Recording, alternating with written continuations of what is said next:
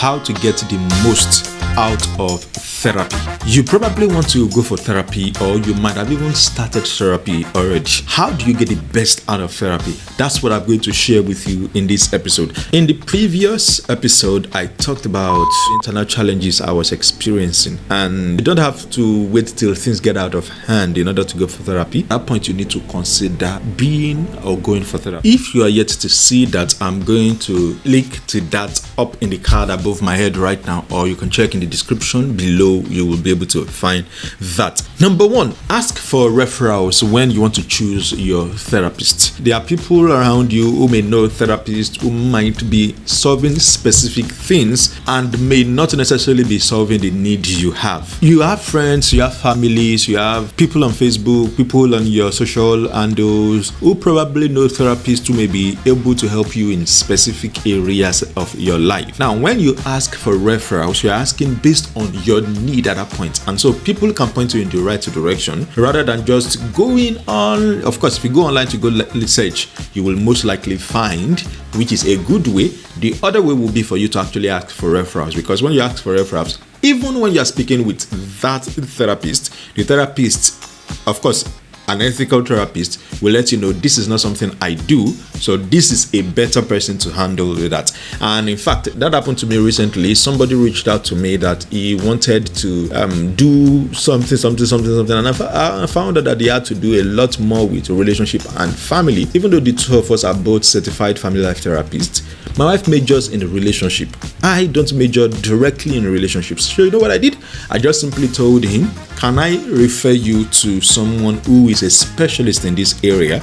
And the person said yes. So I simply referred to my wife. So that's something you should consider. Now, in that case, because I've listened to him, I understand what he was looking for, I was able to recommend a therapist to him. Second thing, if you want to get the most out of therapy, and this one has to do with mindset, you need to understand that you are not wasting money. And when I say you are not wasting money, what you need to deeply understand here is that therapy is not like an item you pick from a shelf, maybe something like this microphone here.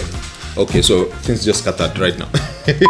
So therapy is not like this microphone here that you just buy and you have a pack, you unbox it and then you fix it on your stand, and you can always look at it and say, this is what I bought with my money. Therapy, a lot of times, is not like that. The product therapy sells is more subtle, so it's not like something you can pick off the shelf.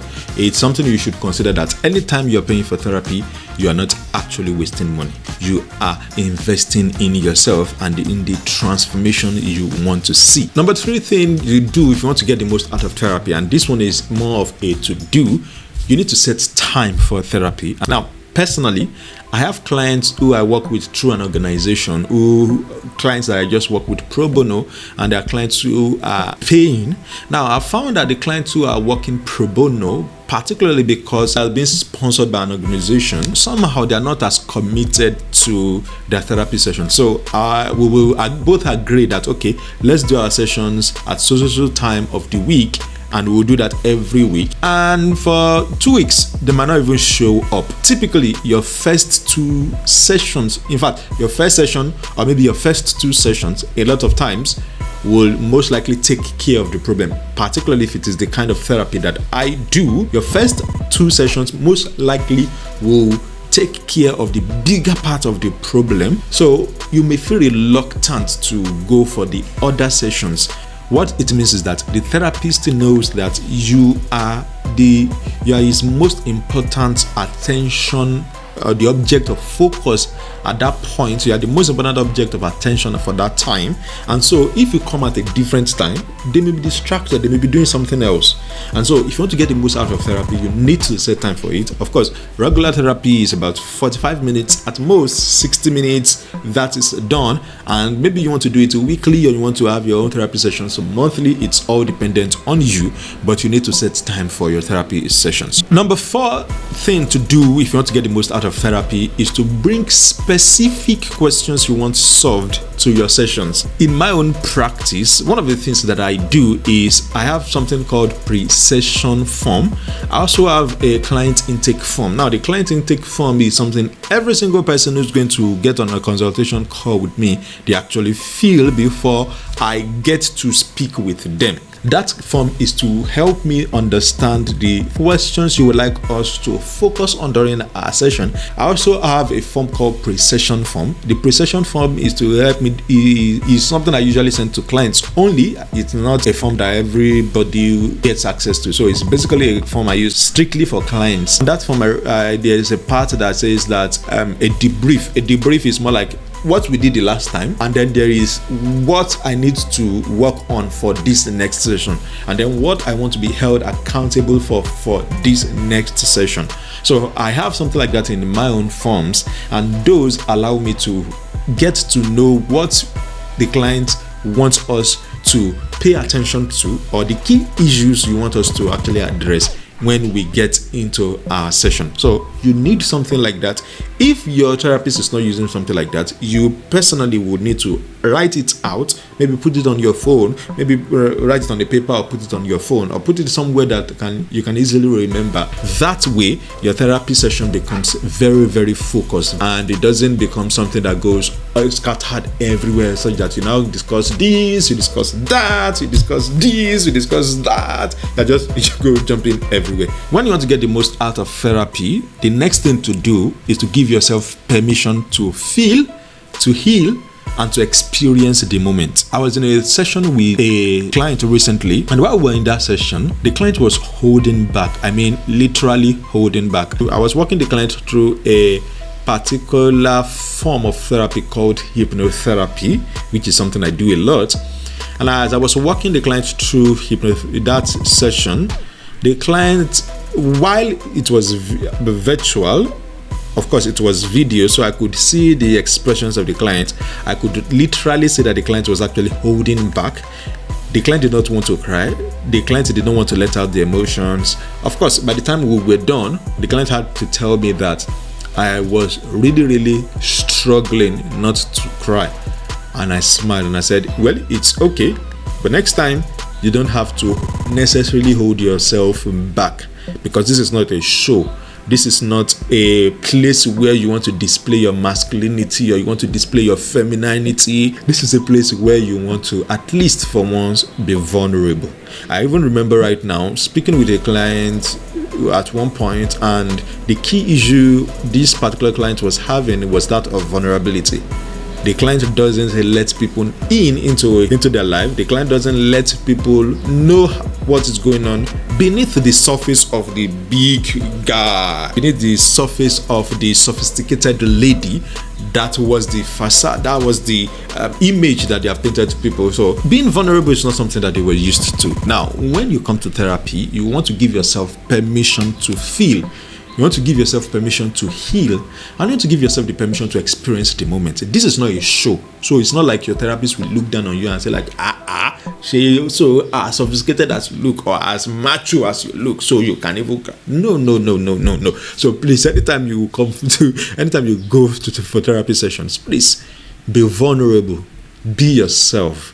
At least be your true self, not the image of yourself that you've sold to people. Okay, that even reminds me, there is an episode that I've done previously where I talk about masks that people wear in order to relate with the outside world. And there's also another episode where I talk about, I think about 11 different psychological masks that people wear, the avoider, the martyr, and all that. You might find it somewhere in the card above my head, or you might find it in the description below this episode. So I will recommend you check out that. It's called Psychological Masks That We Wear, and that is going to be really helpful to you. The next thing you want to consider when you want to get the most out of therapy is you want to slow down. I know I've been talking fast in this episode so far, and that is intentional. That's not literally how I talk. But of course, I know I have to speak fast in order to keep you engaged. And of course, if you are still watching this at this point, take High five for you. So here's what I want you to understand. When you are in therapy, you want to actually slow down.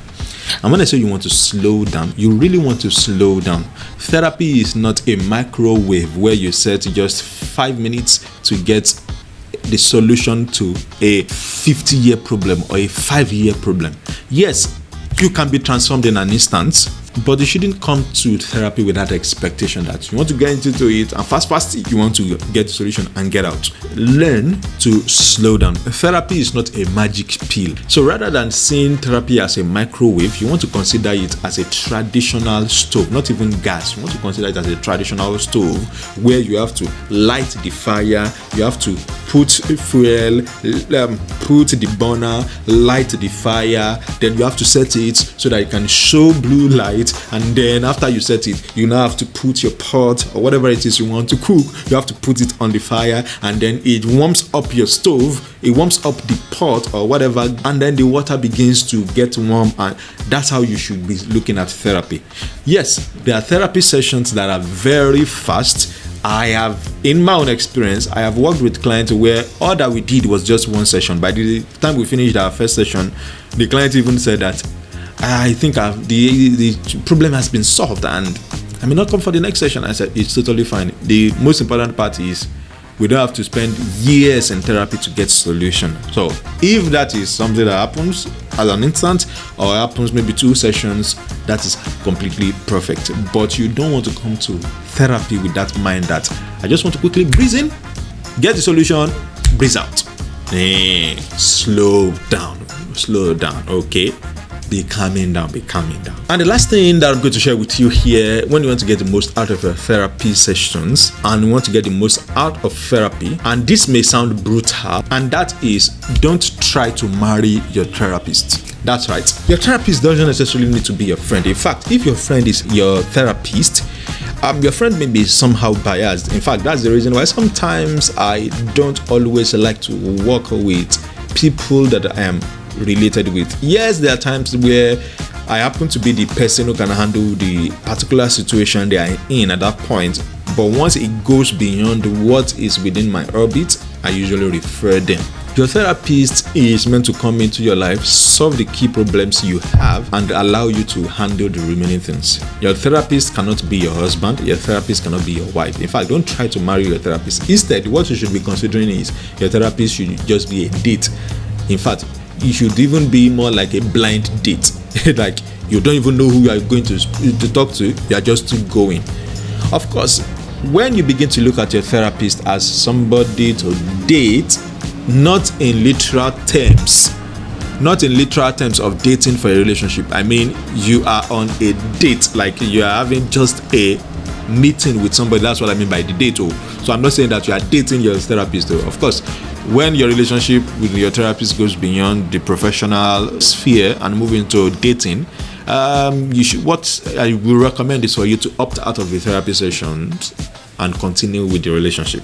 That may be something that may work for you. But sometimes it happens that people who get the relationship with therapy sometimes feel insecure because they feel like the therapist is therapizing them. So you don't want to date your therapist. Instead, you want to see your therapist as a meeting that you're going to, or as a blind date that you're going to, and that may not lead to something else.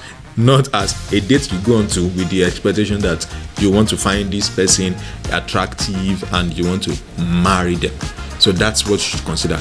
Even if the therapist is an opposite sex, and even when things try to prop up, you want to intentionally shut that down so that you can solve the key problem, the key issue, the key challenges that brought you into therapy in the first place. In my own experience, these are things that I believe can help you get the most out of therapy sessions. Now, if there are other things that you feel in your own therapy sessions, or maybe you are a therapist watching this, or you have been in therapy before watching this, or you are currently in therapy and you're watching this, I would like to hear from you. Of course, I don't know everything. I don't even try to deceive myself that I know everything at all.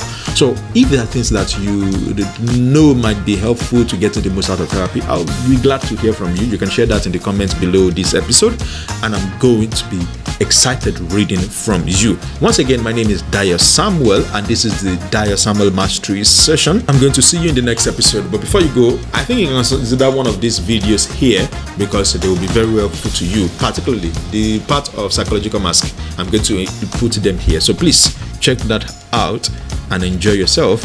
I'm Dayo Samuel once again. If you want to schedule a therapy session, you can use the link in the description below. I'll be glad to be of service to you.